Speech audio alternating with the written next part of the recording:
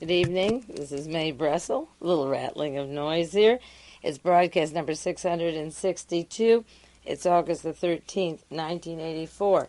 Before I begin the broadcast, I do want to thank you for letters, a lot of letters. I couldn't answer the telephone this past week.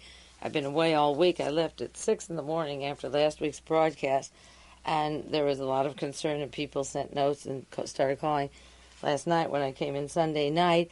If I don't answer mail or answer telephones for the next 6 weeks, please forgive me, unless it's absolutely important. I either not available or I'm not in town, but don't worry about me. If there's no answers here, I'm okay. This is the time of year that many of you know I take off. We go down to Big Sur camping. I spend time with my family and friends. There isn't much time during the year that we rush, so this is the traditional time that I do these things, and I may try to get up to Canada, my property up in Canada, and then down to LA to see my mother. I've got a couple of weeks earmarked for that.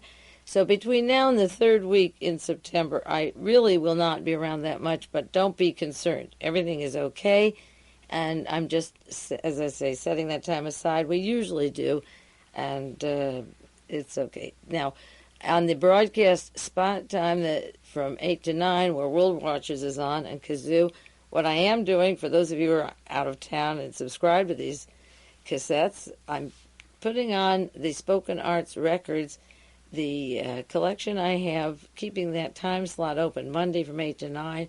We're starting with the Checkers speech, the Richard Nixon speech when he wanted to be vice president, along with President Eisenhower.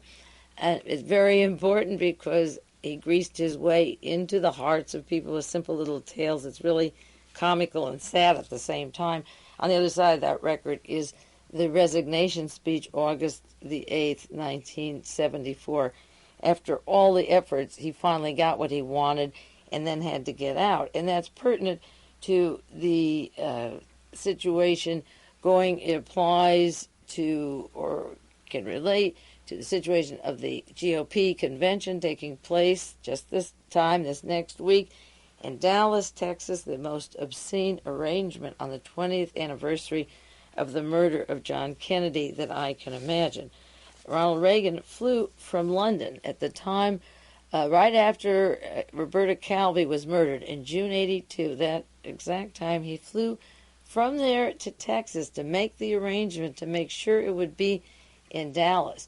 And when Calvi was killed, his money was tied up with Licio Gelli, who helped finance Reagan and attended the first inauguration.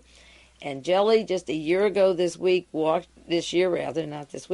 out of the jail in Switzerland, back down to South America by way of Switzerland to France to South America.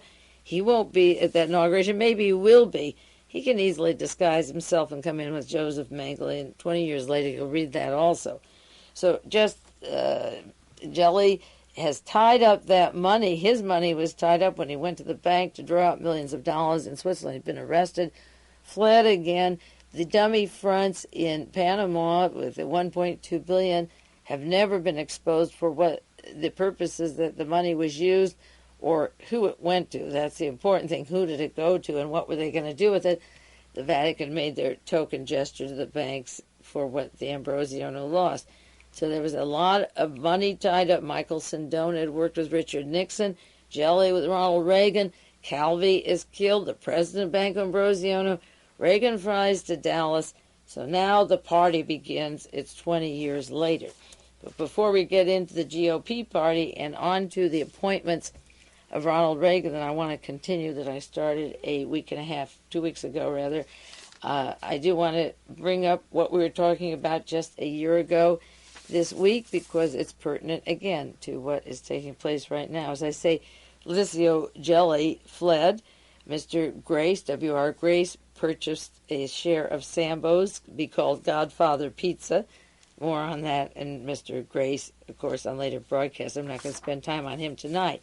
But on broadcast 610, August 15th, 1983, I went at length to draw a large diagram or chart of the relationship, and this is very important to the Dallas story now and then, of Allen Dulles of the OSS, Dulles then on the Warren Commission, SS Carl Wolf, to Reinhard Gehlen, whose Gehlen's agents were and are in the Dallas-Fort Worth area, thick, and in Houston, of course, but instrumental to the murder of Kennedy, and to the relationship of Henry Kissinger, still in power and probably get a bigger job when Reagan's reelected, to Klaus Barbie and down to Bolivia, and to the fiancés of death. There are 3 death squads important to keeping power. We have our death squads in the United States: John Kennedy, Robert Kennedy, Martin Luther King. Today's newspaper has the story of the threatened death of Hubert Humphrey. He would have been murdered. Eugene McCarthy would have been murdered. If anybody stood in the way of Richard Nixon in 1968, anybody would have been murdered. We'll do more on the Humphrey death threats, because if he wasn't killed, he got his cancer. He's out of the way. A lot more on that soon. But those men were definitely threatened, and by a group from the Rangers and the Cubans. Know how carefully they don't say anti-Castro Cubans. But I talked about death squads of the fiancés of death in Bolivia, of Stephen Della Chiaie, Chiaie, from Spain, the guerrillas of Christ the King. From Spain came Otto Skorzeny, and the CIA joined Della Chiaie. He's wanted for the murders in Bologna, along with Licio Gelli, for killing 80 people. And the 3A, not the Auto Club, Argentina, the Anti-Communist Alliance, that's the 3A, Jose Lopez Rega. And I was making the connection of Della Chiaie to Henry Kissinger. This is very important, in the Masonic Lodge in Monte Carlo, the fascist group of Gelli, Chiaie, and Kissinger in Monte Carlo. And also a year ago this week, on that same diagram is the Permindex group, the Masonic Lodge, that linked the to Klaus Barbie and the terrorist team. It's a very simplistic chart of these relationships of people to banks in Panama, to death squads, their links to Joseph Mengele, Klaus Barbie, Martin Bormann, and the name Della Chiaie is important. A new book has come out. A World Watcher subscriber, who is one of my favorite researchers, got me a book that just came out in London by Stuart Christie, Stefano Della Chiaie, Portrait of a Black Terrorist. Now, all of these names are important because I'm going back to this Miss Taylor, who was appointed to the National Endowment for Humanities by Ronald Reagan. When you put somebody on like Helen Marie Taylor from Western Goals, who works with Mr. Sinlaub, John Sinlaub of the World Anti-Communist League, he works with Stefano Della Chiaie's network, so that the LAPD group, the Western Goals, carries the name and is funded by Helen Marie Taylor. She's one of the people that helps fund it, and it makes a full circle back to Chiaie. But in the 1 year since I tried to explain some of these connections on the air, and I update them all the time, this book has been published by a group called Anarchy Magazine Publications from London, 1984. It just came out, and I have on the sheet that accompanies this tape the address of where you can send for it. And there were some copies, there are, in bookstores in New York. Try and ask for it in the United States if you can. Now, the book begins with a chronology, and I'm not going to do a whole broadcast this evening on the book because there's so much material. I could take 3 pages every week and share them with you and tie them together to a lot of other material we've covered or new material. But I want to whet your appetite with this information and 2 other references. The chronology that he has, July the 9th, 1943, you can overlay that with a book, The Nazis Go Underground, whereby January 1943 they weren't going to win against the Soviet Union and retrench. He says 9th of July 1943, the Allies land in Sicily, flying mafia colors. The Germans retreat a little bit back up to Naples. July 25th, 1943, that's just 3 weeks later. 2 weeks later, Mussolini and Hitler have talks, and shortly after that, Mussolini was arrested. In September of 1943, Otto Skorzeny, who's later to work for the Central Intelligence Agency and help Chiaie set up the death squads, frees Mussolini. Hitler wanted him to. And in June of 1944, this is just 1 year, less a month, when the war was officially over, the Allies went to Rome. The command of OSS was under Colonel Clifton T. Carter, an admirer of Marshal Pietro Badoglio, Badoglio, the Italian Army Chief of Staff who led the assault on Ethiopia. Little test case for the future.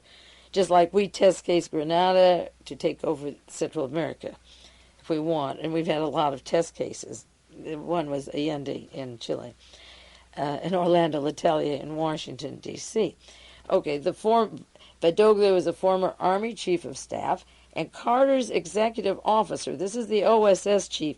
His executive officer in Italy was Major James H. Angleton, Angleton, who was living in Milan working for the National Cash Register Company.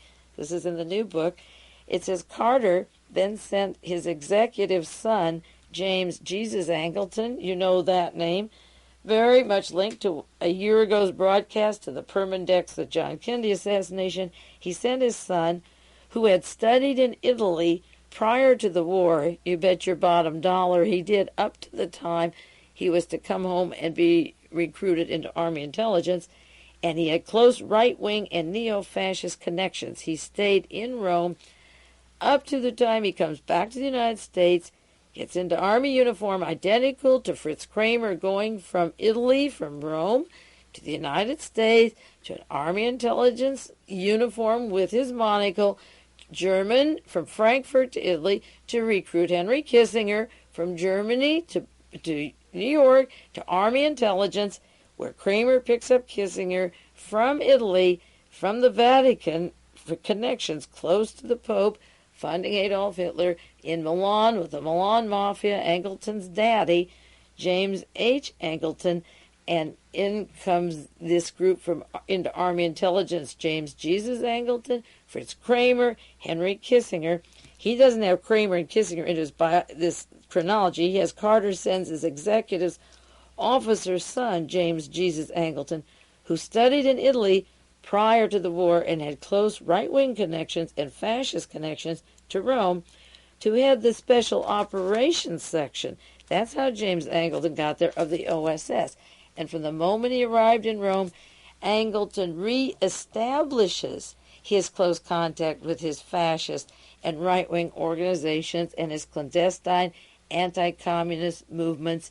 And from those ranks, he recruits his special personnel. So when Reinhard Gehlen takes Mr. Wolf and Walter Ralph and Klaus Barbie and Joseph Mengele and Bormann and the whole top echelon, and Hermann Abst and the whole gang that's at the Vatican Bank now, when they take the whole high echelon of the upper class of the Nazis, the industrialists, the thinkers, the managers, Angleton could pull the Italian group and Gehlen could pull the German group, and they merged in an organization paid by the American taxpayers known as the Central Intelligence Agency.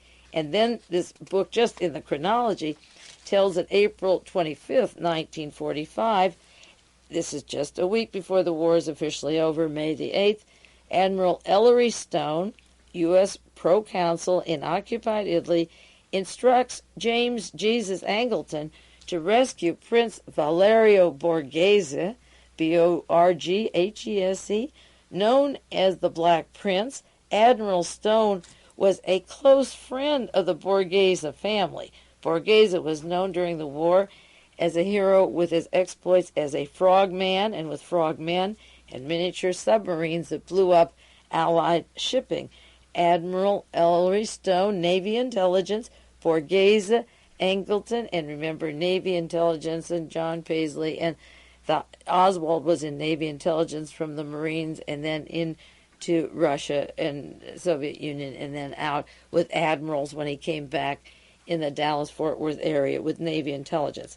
That chronology, Mr. Angleton was instructed to rescue Mr. Borghese, and Mr. Borghese then was put into a United States Army officer's uniform and escorted to Rome. And a few weeks later, Reinhard Gehlen was put in an American officer's uniform and escorted to Washington, D.C., and one is from Rome, one is from Germany, and then Angleton becomes one of the top bosses of covert operations for Reinhard Gehlen when he forms the CIA, but James Jesus Angleton was very much a part of the Vatican connections. He then goes on to take over the Otto von Bolschwing network, the Eichmann network, in what was Palestine, to turn it into Israel and keep control so our intelligence operations had a handle on Israel. Now, in a very interesting but simplistic book on Mr. Angleton, and there are many on Angleton, I just want to read you a couple of pages because to show you, just for the purpose of showing you how simplistic some biographies are based upon some very new information coming out of London. This book on Stefano Della Che comes out of London. This is Playboy Press, if you can compare that to this new edition. Incidentally, this must be their first. It's called Black Papers #1, Anarchy Magazine. We'll have to start sending for that. The book Wilderness of Mirrors is about the biography of James Jesus Angleton, published by David Martin, 1980, and it was first part of it was appearing in Playboy Press, and Harper and Row published it. Just as a sample of the way the account goes, these are the first 2 pages of Chapter 2, some highlights on James Jesus Angleton. If you didn't know that that James H. Angleton lived in Milan, this is the way the story goes. Its chapter's called The Poet and the Cop. James Jesus Angleton, he said he was a breed apart. He was the firstborn son of Hugh Angleton. That's James H. Angleton. Hugh Angleton, a man who moved west to Idaho not long after the turn of the century and went off to Mexico in the pursuit of Pancho Villa. There he took a wife, a 17-year-old Mexican beauty, and brought her home to Boise, Idaho, where James Jesus was born in 1917. A sickly child and so forth, and lived in Arizona, tuberculosis, when James Jesus Angleton was 16 years old. That would be in 1933, the year that Adolf Hitler came to power. Hugh Angleton moved his family to Italy to seek his fortune, which he found in Milan as head of the National Cash Register. His eldest son went off to Malvern College in England and then to Yale University. Okay, now Fritz Kramer had a brother that also went to London while Fritz Kramer went to Italy, and this person was in Italy, that family at the time of the rise of Mussolini up to the time of the Pearl Harbor bomb. How long were they living in Milan, the headquarters of Banco Ambrosiano, of Roberta Calvi, of Michael Sindona, of the Milan Mafia, of Pope Paul VI, Montini, who was exiled. The final conclave by Malachi Martin gives the best description of how he was exiled as part of the Milan Mafia until he became Pope Paul VI. And remember, as Secretary of the Vatican, Pope Paul VI, he was Montini, was in Rome writing passports for Nazis when John Paul II was Mr. Karol Wojtyla working for I.G. Farben from Solvay Chemical. He wasn't yet Pope, the Polish Pope. He was the Auschwitz actor when Ronald Reagan was the actor at Warner Brothers with Gestapo member Errol Flynn, so acting at the same time. But it's very important to see how these people affect history later. And James Jesus goes to London, and then he goes to Yale University, and he writes, he's very interested in fly casting, poetry, and Ezra Pound. Isn't that a cute chapter heading The Poet? He goes from Yale to Harvard Law. This is Angleton, and soon his crony, Henry Kissinger, who he works with the intelligence community, will be brought to Harvard by Fritz Kramer. Goodness knows if these families knew each other, London, Rome, or where, because Fritz Kramer handpicks and John J. McCloy handpicked Henry Kissinger for Harvard.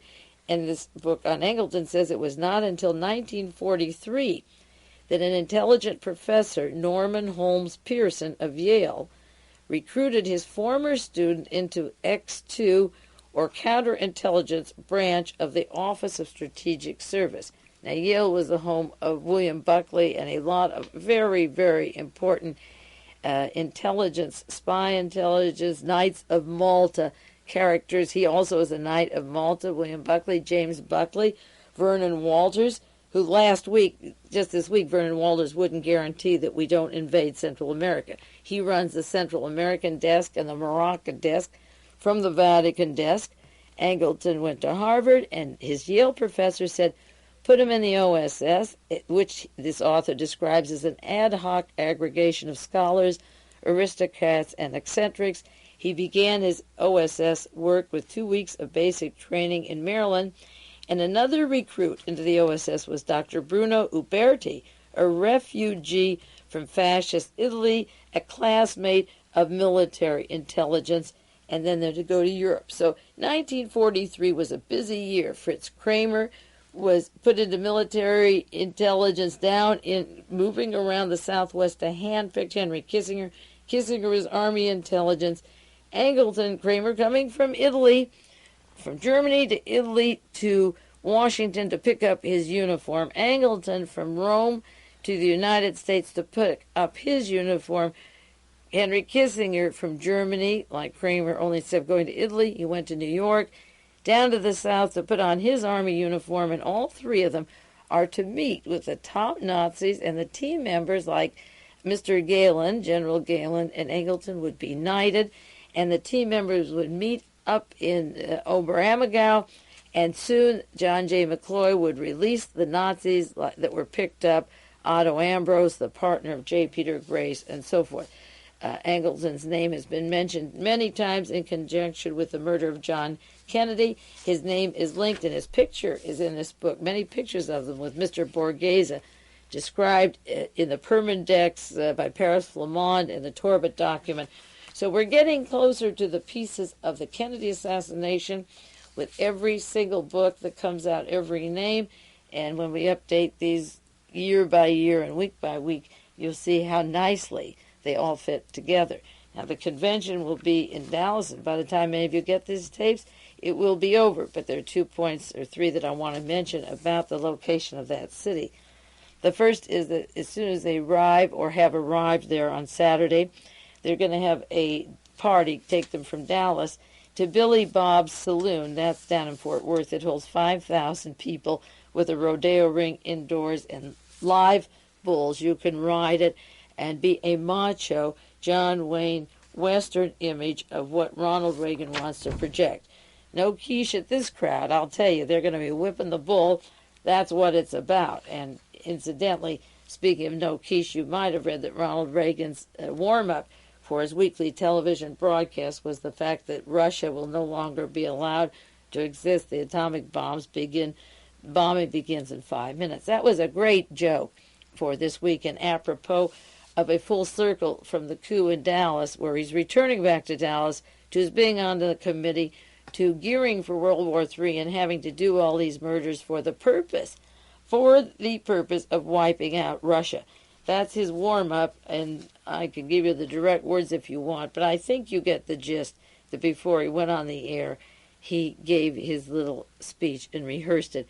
Tongue-in-cheek, I doubt it, given the contracts. So now they're going, or it will have been, to Billy Bob's to hit the cows or to vicariously watch somebody get excited jumping off those bulls himself. That must be a delight to everybody in Fort Worth. And then on Sunday, the party at the home of H.L. Hunt.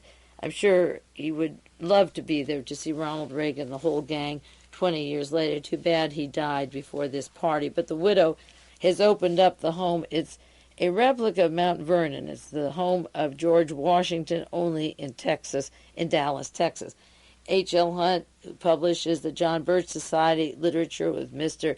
Oliver, or Olivia, Oliver. The picture of this man, this Nazi that works for him, is in books, photographed side by side with Otto Skorzeny, the pal of Delachae. You can see him, Mr. Oliver. He writes, and did write for him. He was taken off the Birch Society literature when he said all Jews should be gassed. That was at some 4th of July celebration a while back. But his mind didn't change. They just didn't want him visibly saying that kind of thing.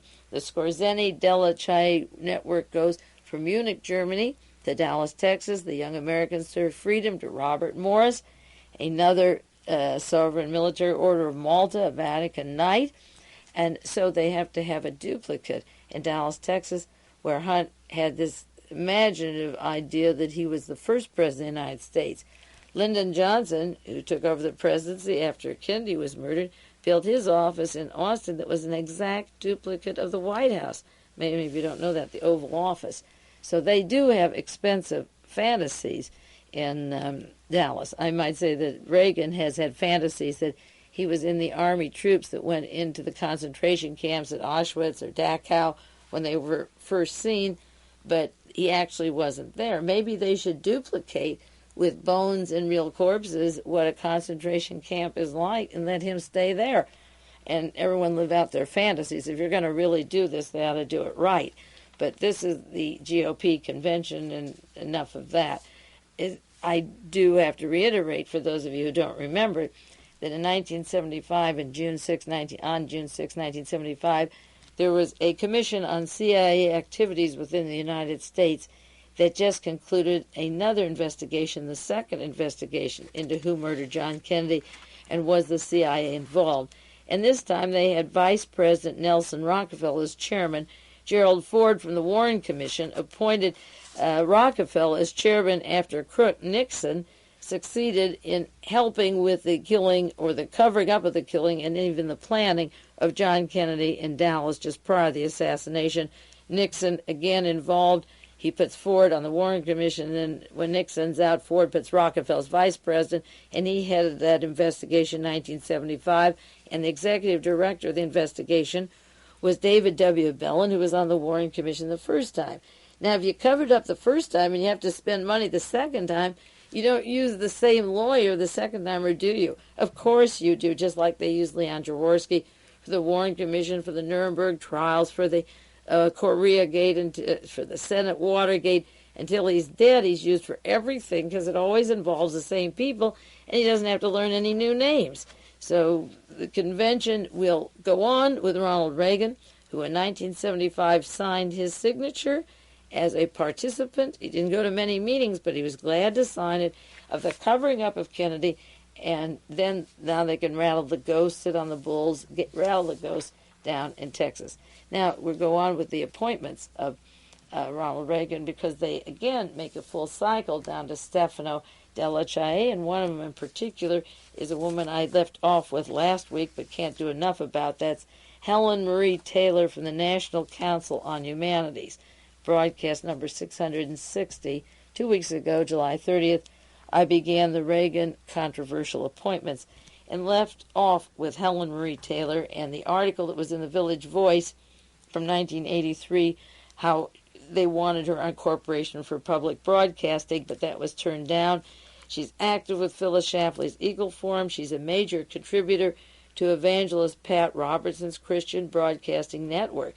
Now, Pat Robertson, again, was a roommate and a pal with J. Peter Grace, who works with Otto Ambrose. That's the old Zyklon B gas, extermination gas, from Auschwitz where the Pope worked.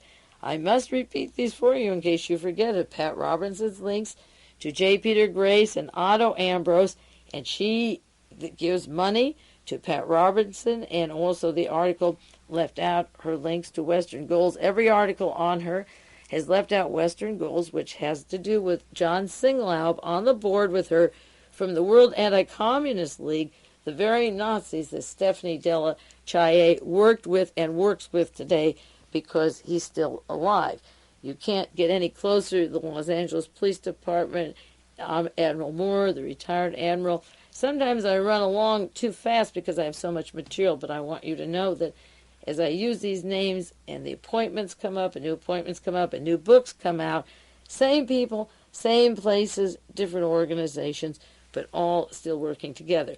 We'll take a 1-minute break and then go back to Helen Marie Taylor, nominated for the National Council on Humanities, along with 8 other people that Ronald Reagan is pushing through. And if he isn't turned down as President of the United States, he'll get all the future, maybe 5 of the future justices of the Supreme Court, anything controlling radio, arts, theater, and what you call humanities. This nomination coming up, of course he'll get it. And George Bush as the vice president and the election of Ronald Reagan are two of the most important characters of American history, side by side, at a time that the electorate, who are so abysmally stupid, haven't the faintest idea of what they're putting when they put their little poker and punch that card. They don't know one name from the other. They know where Elizabeth Taylor went to see the grave of Richard Burton, but they don't know a thing about these appointments. We'll take a 1-minute break and then get back to this matter.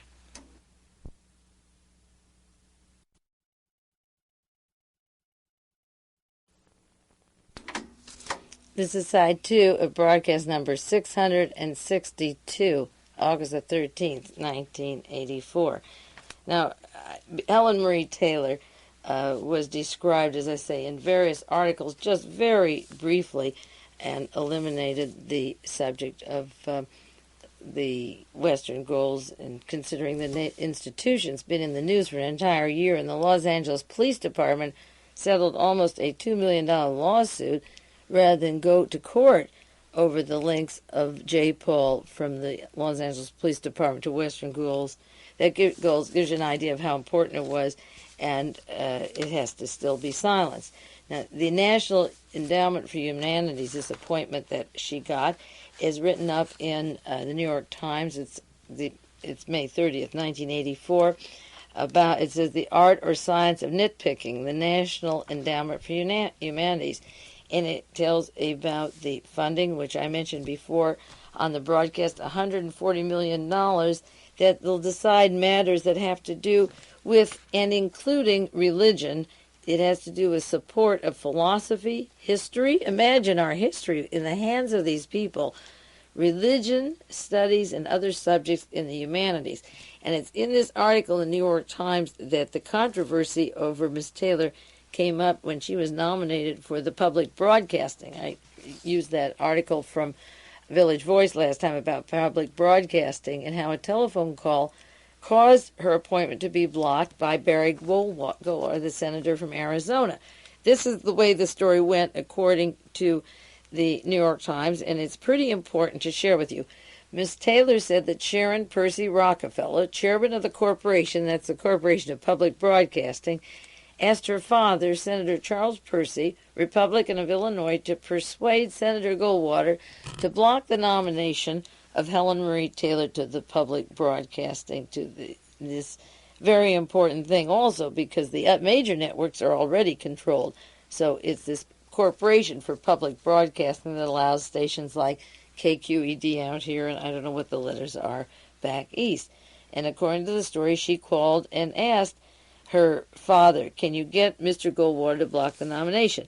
Mrs. Rockefeller did this, Miss Taylor said, because she feared losing her majority support on the board running the public broadcasting, which was, the fund was just given back more money for public broadcasting that could have been turned down. Miss Taylor made it clear that she would have opposed Mrs. Rockefeller if she had been a member of the board. For her part, Mrs. Rockefeller insisted and denied that she had any role in blocking Mrs. Taylor for the appointment. She didn't want the responsibility for it and said she didn't do it. But Mrs. Taylor said that her information came to her from a cousin by marriage, General Albert Wedemeyer. I mentioned him last week, 2 weeks ago, Wedemeyer, who spoke to Senator Goldwater and related the account of the Percy intercession. General Wedemeyer called Goldwater, and he revealed, maybe he didn't know they were kissing cousins, that it was this Sharon that called in and didn't want her on the board. Senator Goldwater's aide, of course, wouldn't answer the phone. General Wedemeyer said he didn't ask Goldwater to approve the nomination of Mrs. Taylor, but she was a cousin by marriage and a woman of admirable accomplishment. She didn't ask. She probably said, what? He said, to paraphrase it, what in the hell is going on over there? We can't have that. But I remember the name Wedemeyer, this cousin who was concerned about his friend, his cousin by marriage, Helen Marie Taylor, and she's much more than a cousin in terms of political philosophy or the way they see the world. I remember the name Wedemeyer as being a very political and controversial person for positions he had, and I looked up again. I have a very interesting book. It's Webster's American Military Biographies. I don't know if any of you have seen it or known it exists in the library, but if you hear me mention certain people, even if I forget to quote them and look them up here, generals and admirals. Go look it up. It's in the library, published by Merriam, G&C Merriam Company. It came out in 1978, and it's invaluable. And it's good to go back and reread these personalities because you forget certain organizations that they were in or their command weren't pertinent to what I or you might have been studying at the time, but mean more later. So I looked up Mr. Wedemeyer. I'm not going to give you the whole background on Cousin Albert. Just a few sentences of Albert Cody Wedemeyer. He's an old man now, about 86 years old, or 87, nice ripe age. He was born in 1897, and he was at Fort Benning, Georgia. I won't do all the old stuff. He went to the Fort Leavenworth, Kansas, where he graduated from Command and General Staff School in August of 1935. That was between the wars. He got that promotion just 2 years after the Angletons had moved to Milan. He graduated from the Command and General Staff School. Then he went on to Germany to the Intelligence Division of the General Staff in 1936. Now remember, the Kissingers, and I'm going to go back to that program, part 1, that I did on Henry Kissinger and his Nazi connections to London and to Hess, Rudolf Hess, in a few weeks. I don't want to divert too much, but I want to remind you what's in the back of my mind overlaying these particular years and characters. Wedemeyer left Kansas in 1936 and went to the Intelligence Division of the General Staff at KRIEGSAKADEMie, which is Academy. I'll spell it. Krieg, Kriegs, Kriegs Academy, only spelt with a K, Akademie. Kriegsakademie, the German General Staff School, and became the first American officer to do so since World War I. Wedemeyer went to Nazi Germany. Remember, the Olympics were there in 1936. Do you know how Nazi Hitler was in 1936? Do you know how Nazi Hitler was in 1933, the year that Mr. James H. Angleton took James Jesus to Milan? And 1933, and in 1937, the Kissingers are going to come make a little trip to London and make a little trip to New York and then put on an American uniform with that thick German accent and knew all the top Nazis that worked with Mr. Chamberlain and the appeasement policy, and the top Nazis in England that wanted Hitler to win, that worked with Goering and Charles Lindbergh. Do you know how thick that crowd was? And Kissinger, Fritz Kramer's brother, stayed in London and was a suspect as a Nazi spy while his other brother came and put on an American uniform. And then Henry Kissinger becomes head of the Council of Foreign Relations, and then he's Secretary of State. He's head of the National Security Council.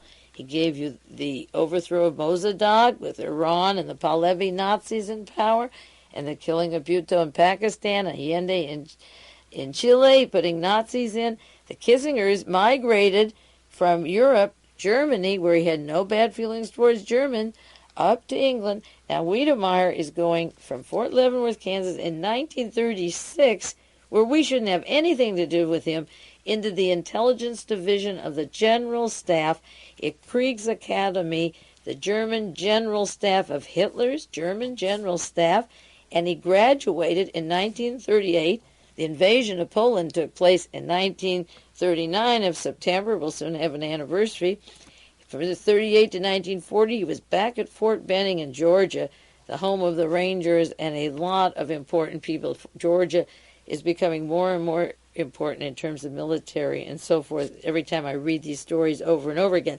Then he was assigned with the General Staff in May of 1941 to be the plans officer under General Dwight D. Eisenhower.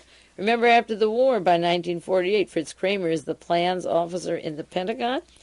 That's the mentor of Henry Kissinger. He's the plans officer under Eisenhower, and he advances to lieutenant colonel temporary in September of 41, December of 41. Of course, we have Pearl Harbor and the war breaking out. Then he goes to the during the period, he also served on the Joint Strategic Committee and later as the chief of the Strategy and Policy Group with the principal joint and combined Allied strategy. He was an aide to Chief of Staff George General Marshall, who, with the Marshall Plan, began to do what Herbert Hoover was doing after the last war, doling out to the fascists to set up their governments and give them the goodies and to weed out the leftists, not the Marxists, but any leftists. He then went on to be Deputy Chief of Staff under Admiral Lord Louis Mountbatten, Supreme Commander in Asia, and Wedemeyer was Commander of the China Theater.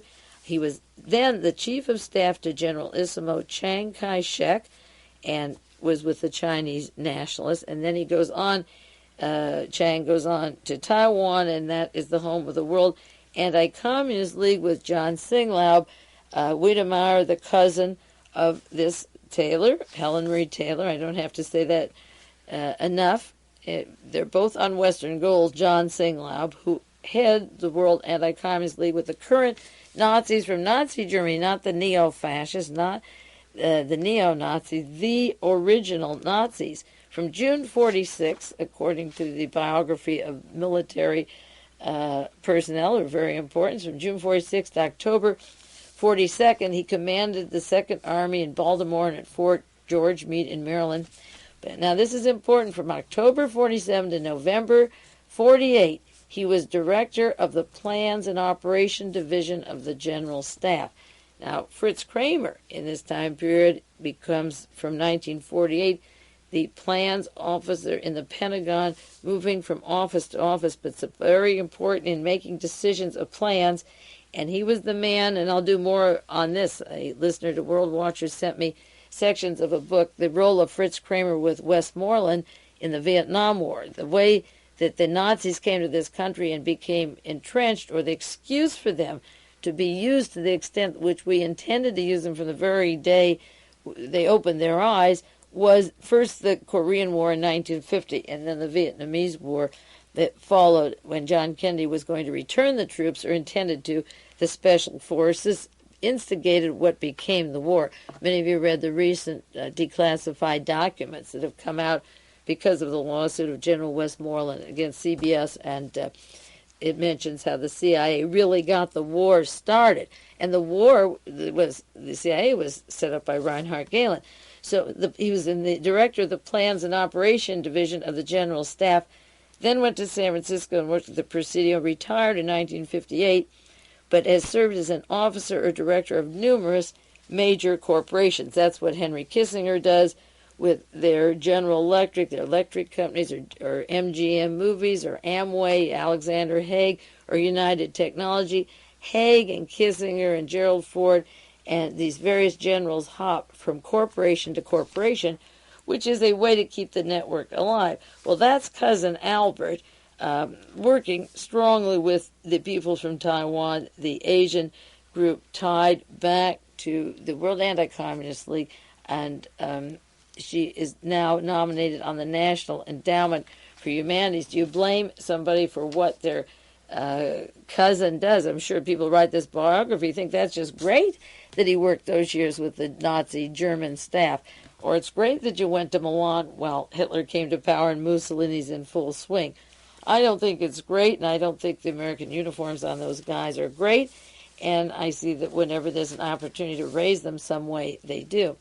Now, the New York Times article goes on about other appointments there, like Mary Jo Cresimore, Cresimore, from Raleigh, North Carolina, who was also put on to this national endowment with $140 million. Except for working for the Art Commission, she hasn't done much more. And I mentioned briefly that Kathleen Kilpatrick, she's put on the Art Commission, and it's not only art, it's the National Endowment for Humanities, under the name of Kathleen S. Kilpatrick from New Haven. But her real name, her husband's name, is Andrei Navrozov. I mentioned that before, Navrozov. And they publish a very questionable magazine called Yale Literary Magazine, and the university doesn't like the affiliation. It's very, very far right and doesn't like the use of the name Yale, but Kathleen Kirkpatrick, with that husband publishing this stuff using the name Yale, has been recommended for this same committee. And I wanted to briefly run down a few of those other appointments. that they were listed in the Washington Post, July the 7th, 1984, if you want to get the larger story on this. This is about the National Endowment for Humanities, written by Norman D. Atkins in the Washington Post.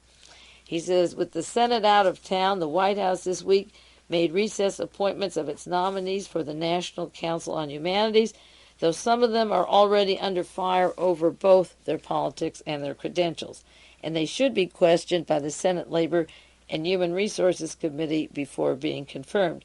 And I quoted from another story, Mary Beth Norton, Norton. She's the deputy vice president who's retiring, and she said these recess appointments, to paraphrase it, are terrible. She says they are done explicitly to avoid letting the Senate have any say in naming people to the council, and they're very bad. And the president from Bard College, Leon Botstein, who worked with the group, the past president, Botstein, of New York, who's on the Council of Humanities, said this list is outrageously bad. Reagan made a catastrophe. My second oldest son graduated from Bard College. I'm glad the old chief of Bard is speaking up. You like to know that your kids got a fairly decent education or fair education, or by osmosis picked up some of the ability to question just right offhand what the president or any president decides to appoint. He doesn't like the appointments. Now, this article is the one that mentioned that the son of Senator Paul Laxalt, Robert Laxalt, is on this committee. Can you imagine making decisions on religion and matters of history?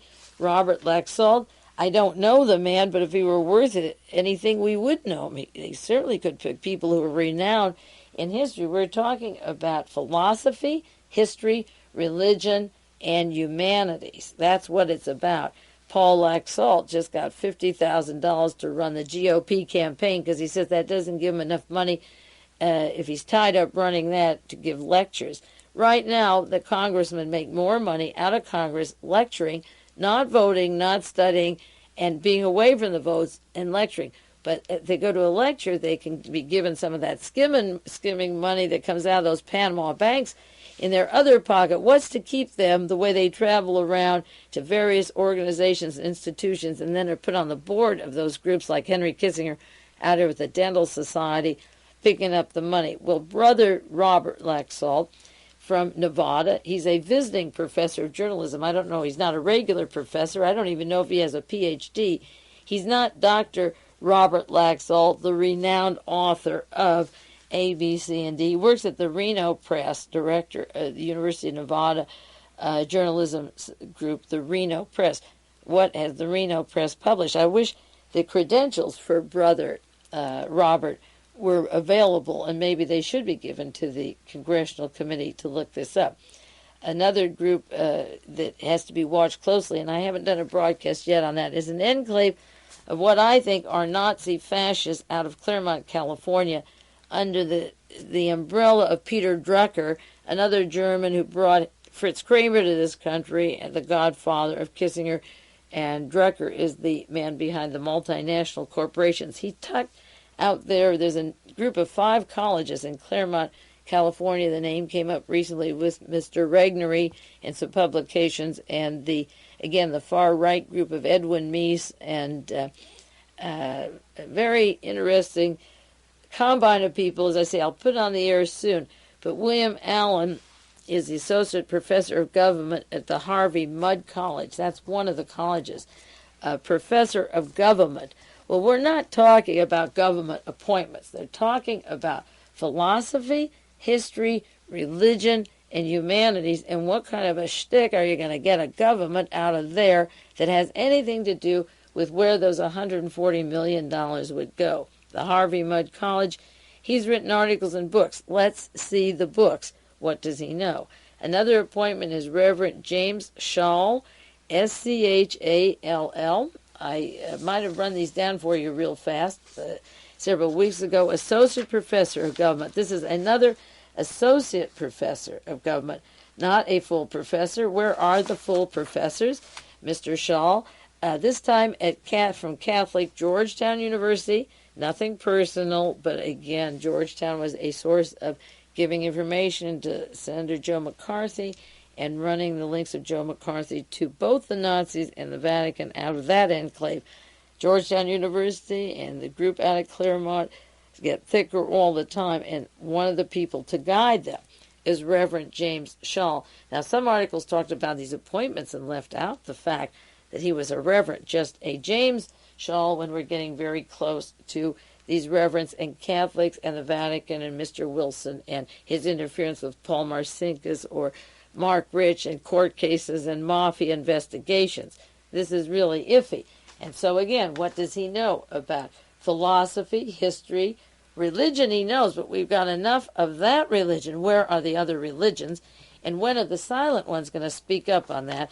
And then a biologist without an MD, Leon Cass, with the Henry Luce Professor of Liberal Arts of Human Biology at University of Chicago. Scientists, we don't need any theories about when to do old people in, what age do you pull the plug or gas them, or pull the oxygen out. What are the ethical implications? This is his study, the ethical implications and the social implications of the biomedical advances, such as the right to life. That's $140 million for them, and those are the kind of people that would be getting those appointments.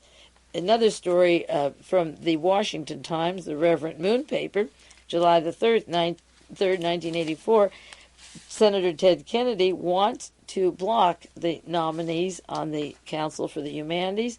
Senator Kennedy has made himself the point man to delay and block the 6 new nominees, or actually 7, to the National Council on Humanities, and at least Reverend Moon has a story. Washington Post had one, Village Voice had one, New York Times had one. There were 4 papers. Not the local papers like the L.A. Times, the San Francisco Examiner, San Francisco Chronicle, L.A. Herald, or Houston Post. None of the network papers of the wire services. These seem to be special articles. The Washington Post is written by Norman Atkins. It's not a wire service story. The New York Times is written by Irving Malotsky. It's not a wire service story. So no one around the country really knows it's going on. And this story in the Washington Times tells about Helen Taylor and her fundamentalist religion and how they're trying to block this appointment, and mentions the background of some of the others. The Washington Times says James Schall is a well-known scholar and teaches at Georgetown University, but he doesn't call him reverend. In another article, they say reverend. Now, I have a copy from Western Goals that was procured for me. Information for fundraising. This comes out of Los Angeles from the offices of Western Goals, and I may run down the names of the people again because of Helen Marie Taylor being on the board, and then next week continuing other appointments, but just going over this particular group of the endowments with their $140 million. It really galls me, so I keep repeating it. This is from the desk of Western Goals of the offices in Los Angeles. Information for fundraising causes. They have Mr. Henry Salvatore, that's the kitchen cabinet with William Wilson. This is Ronald Reagan's inner circle, gave $10,000 to Western Goals. Now remember, John Singlaub, who works with Mr. Stefano Della Chae that I brought up in the beginning, and Helen Marie Taylor, close to this gang. I'm not far off from what I was talking exactly a year ago. John Singlaub is on Western Goals. That's the group we're talking about. The kitchen cabinet gave $10,000 in 1983. This was dated 1983, 1984, to a group with direct contacts to Lucio Gelli, Stefano Della Chae, and that gang. $10 million. Mr. Ed Noble, that's the man in charge of the Sin Fuel, closing down about $10 million or $6 million. We'll do an update on that, but still getting the highest amount of billions. I'm talking about billion. I'm sorry, it wasn't $6 billion. They cut $6 billion from it, not million. You get the B and M confused. It's used so often. They had not yet contributed. Mrs. Roberta Pugh, and that goes into Mr. Steinholtz, the man who flew the Luftwaffe airplanes on the board of Western Goals, the Pugh family, the oil people out of Pennsylvania, and I'll do more. Mrs. Pugh gave a mere $1,000, but she could give more. That was in 1980. But Mrs. Helen Marie Taylor and Mr. Jacqueline Taylor, that's the husband, and I have the phone number here. In 1981, they gave $12,000 to, that's Larry McDonald, the late Larry McDonald, to Roy Cohn of the crime syndicate, to Admiral Moore with the Henry Kissinger connections, to John Singlau with the World Anti-Communist League, and Mr. Steinholtz with the Nazi Luftwaffe Galen operation with their computers that go into Germany, in Munich, Germany. Helen Marie Taylor gave $12,000 in 1981. I don't know if they're related or not. Mr. Dan Agnew in 1980 from Agnew Enterprises gave $25,000 and $45,000 in 1980.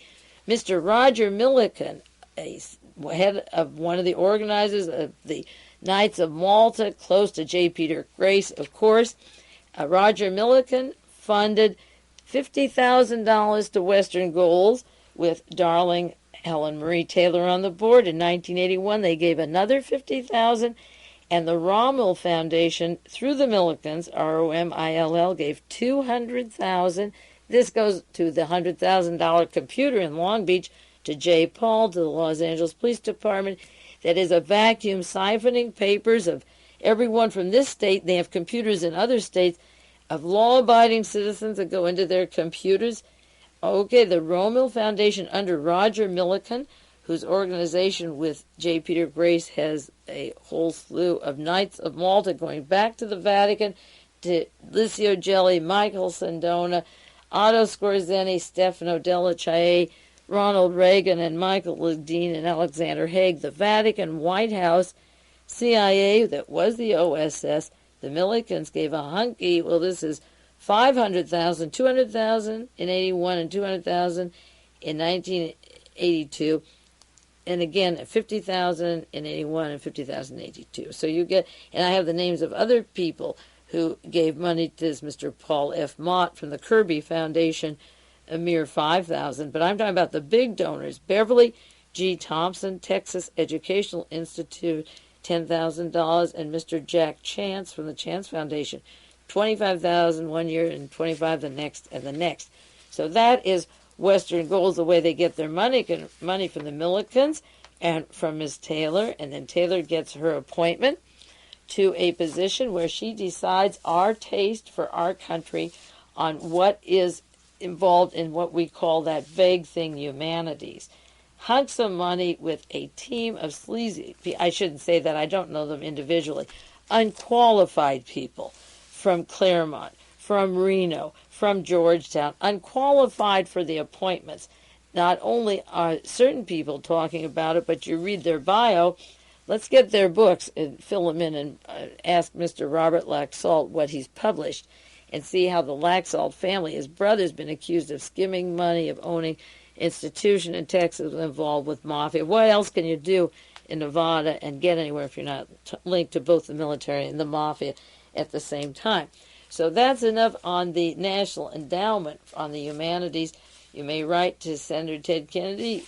The Democrats are campaigning. Would they be interested? I don't know. I don't know what the Democrats think or want this year or any other time, or why there's only Senator Ted Kennedy, quote, or Claiborne Pell and a few congressmen that don't like these appointments. Several people I know have called Washington on various matters such as this.